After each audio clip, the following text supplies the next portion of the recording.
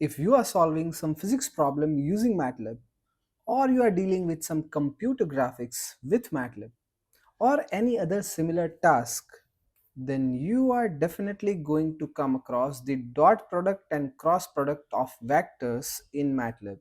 And in this video, we are going to learn how to do the dot product and cross product in MATLAB. So without wasting time, let's get started. Basically, the dot product and the cross products are essential in vector mathematics. Let me give you an example. The dot product measures the similarity or alignment of two vectors, whereas the cross product of two vectors gives the vector perpendicular to the two vectors. One of the use of this cross product you will find in torque calculation. So this cross product and the dot product's fundamentals are really important with respect to engineering or science problems. Now let us learn how to calculate the dot product of two matrices. So now let's have two matrices. So A and B, these are the two matrices. And now let's see how to do the dot product of these two matrices. So simple, the function is dot into bracket name of both the function.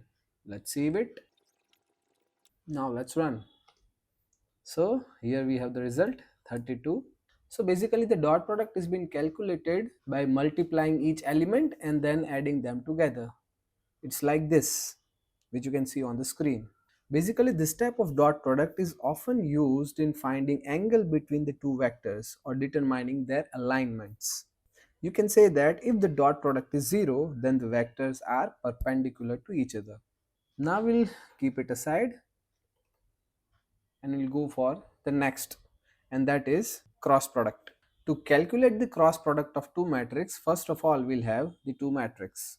So we'll use the same two matrices. We'll copy this line also, paste it, and in place of this dot we'll write cross. That's it.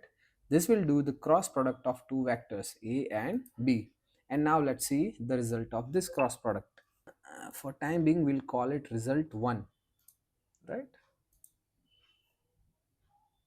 Let's run. So the result of this cross product is minus 3, 6, minus 3, right? So this is how you can calculate the cross product.